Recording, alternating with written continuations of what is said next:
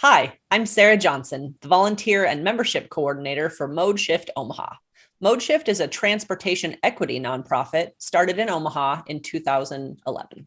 We mostly serve as an advocacy and information sharing organization, and today we're here to shed some light on different ways of getting around Omaha. We like to encourage folks to shift their thinking and eventually their mode of transportation. We have a lot of conversations with folks that are curious about ditching their cars once in a while. So today we're going to be highlighting a commuter comparison. The concept is just to show that there are different ways of getting around town.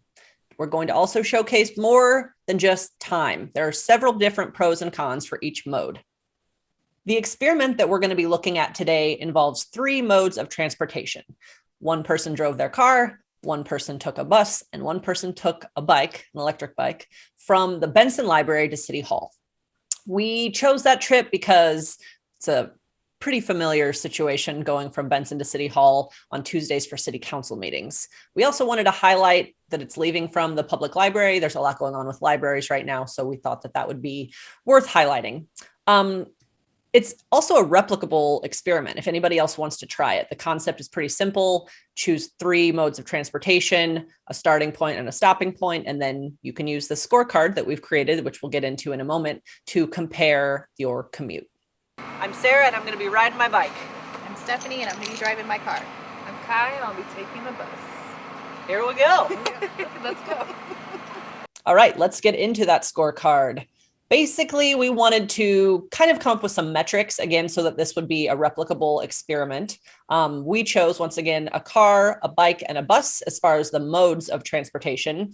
And then the different qualities that we looked at as far as kind of ranking the trips were time, cost, environmental impacts, health, both physical and mental, and then pleasure or leisure, as well as adaptability or flexibility. Starting with time, since that is what most folks seem to be most concerned about. Yes, the car did get there the quickest. When Stephanie drove from the Benson branch, which is at 60th and Radial, down to 1819 Farnham Street, City Hall, it took her 21 minutes and 31 seconds. That involves walking from the front door of the library to her car, finding a parking spot once she got to City Hall, and then walking to the front door. We were pretty excited and not terribly surprised that the bike was only a minute and a half behind her, a minute and 37 seconds to be precise. So the bike took 23 minutes and 8 seconds. Yes, it was an electric bike, but I think that that's what more and more folks are using for transportation. So we were excited to see that that was a very close comparison. The bus did come in last, but only 10 minutes after the car. So I think that that's a pretty viable mode of transportation when it's only a 10-minute window. We were pretty excited to see that it was only 10 minutes and 20 seconds after the car arrived. And again, that involves waiting for the bus trip itself, and then walking from the bus stop to City Hall. Just to clarify, Sarah did ride an e-bike. It is street legal. It's a class 2, which means pedal assist, no throttle. For those of you that know the different classifications of e-bikes. And then Kai rode the number 4 bus, which is not Orbit. It's not as fast. It doesn't come as often. And the bus stop was it 4 blocks away? She had a little bit of a walk, more so than the car from their parking space. So back to you, Sarah. Our next metric is cost.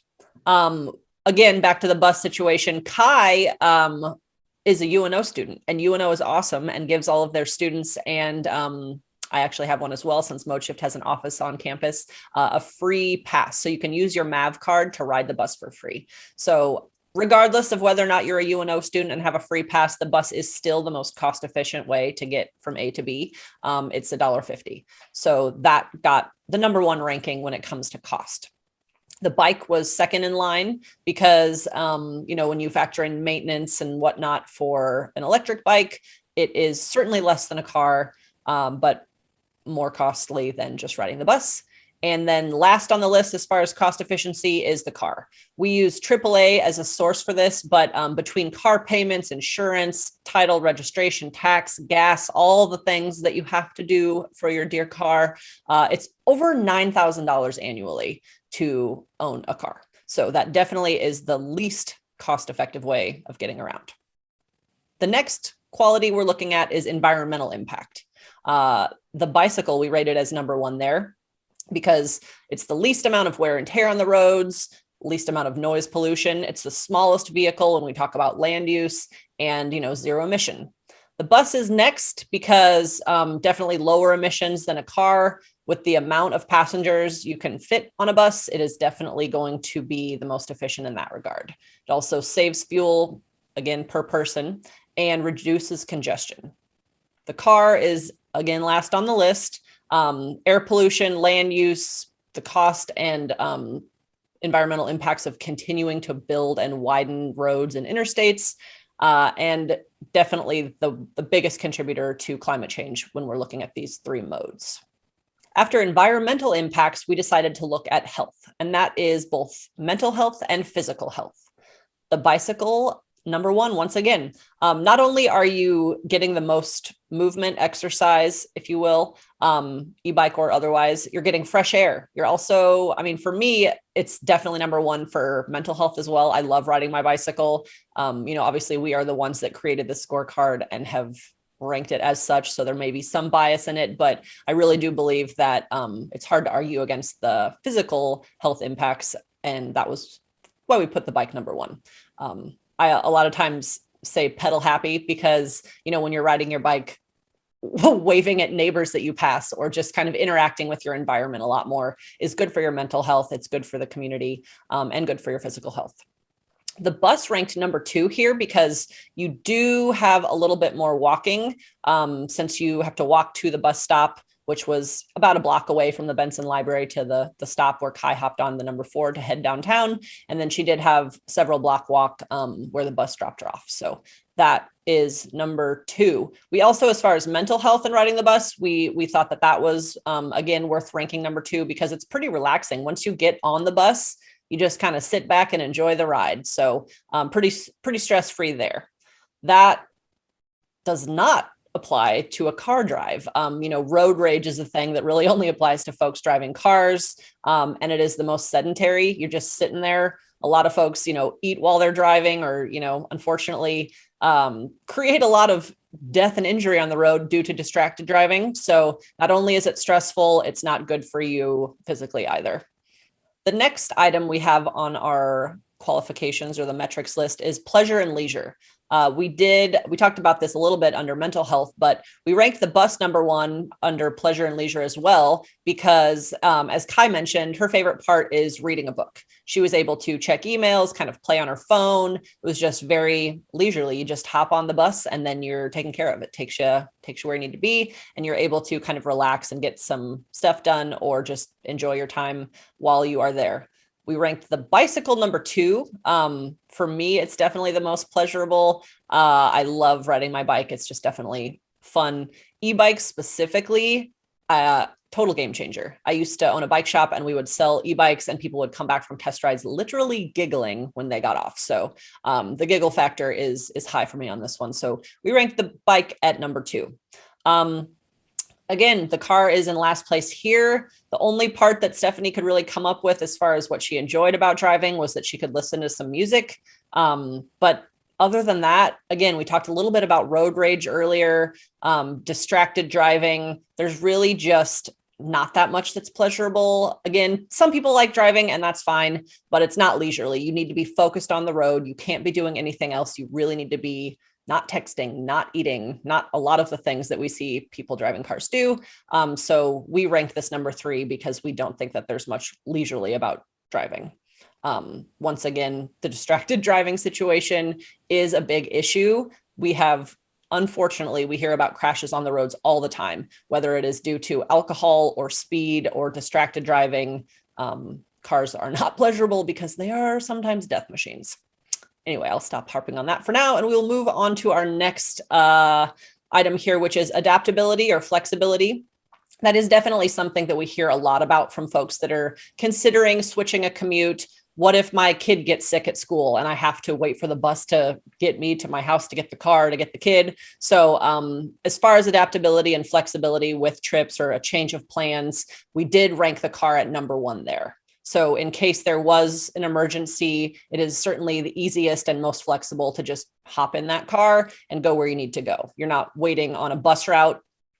We did rank the bus at number 3 because you are dependent on that schedule, and it is not nearly as flexible as just being able to hop on your bike, which we rated number 2, because that one is, again, you're not relying on someone else's schedule like you are with the bus, but depending on what your emergency or your need for flexibility is, you may not be able to go grab someone, a passenger or something like that. There are some restrictions, but in general, it goes 1, 2, 3, car, bike, bus, as far as flexibility and adaptability.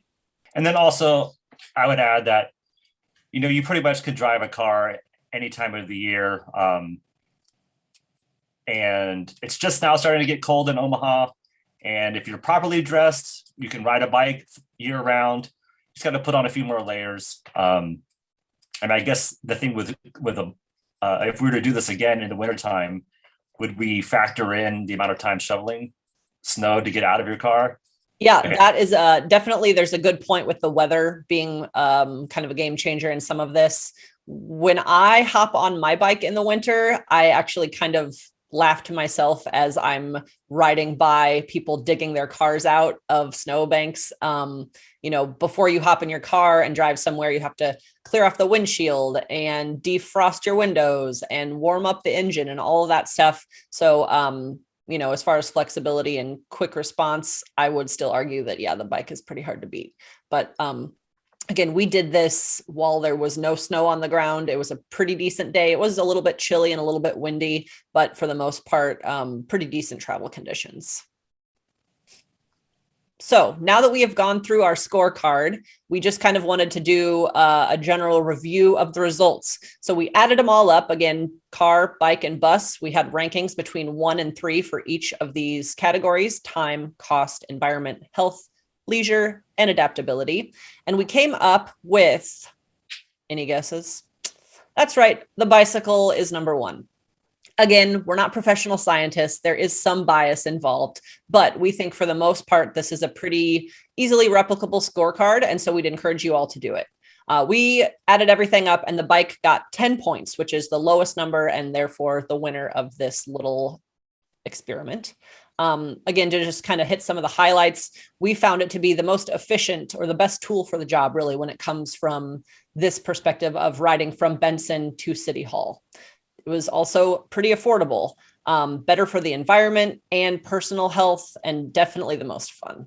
The flexibility was moderate. We, again, talked about that, but I think as far as the worst part of riding a bike in Omaha, there is not a lot of protected infrastructure. We are grateful for the Harney Street pilot, but that is the only piece of protected bike infrastructure in the city right now. So a lot of conversations we have with folks who would be willing to ride their bike involve safety. Of course it should. If you don't feel safe and comfortable taking a trip by bike, you're not going to do it. So we are really hoping that Omaha will understand that it is crucial to build a safe, protected, and connected network of bike lanes all over town.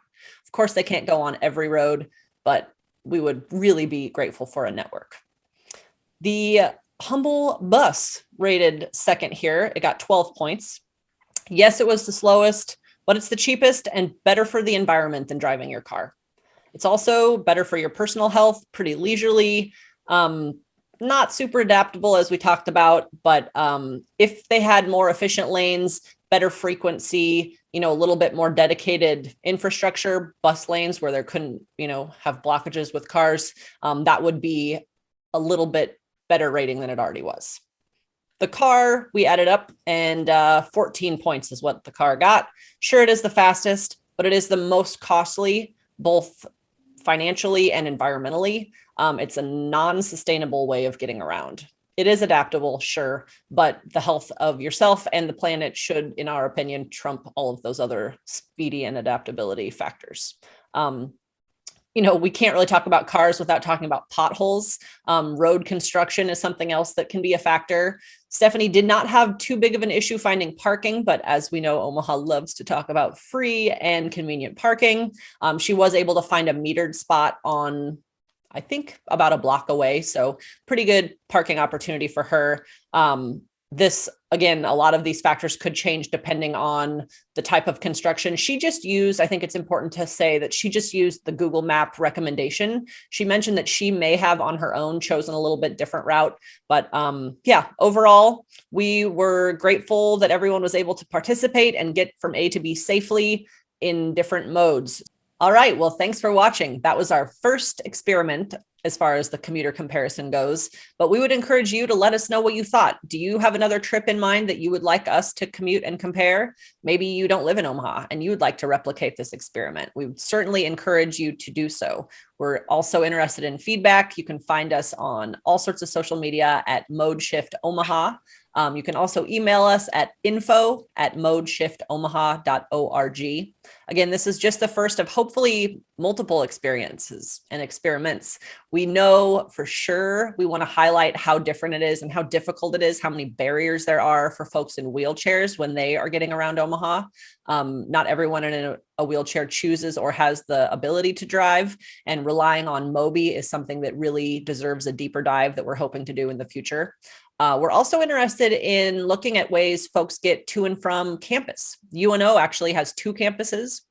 It's interesting to learn from some of our professor friends at UNO's campus that many students drive between the Scott campus and the main campus on Dodge. So we believe this is the first of many experiments to come, showing that you don't have to drive everywhere. Sometimes it just starts with shifting your thinking and eventually shifting your mode.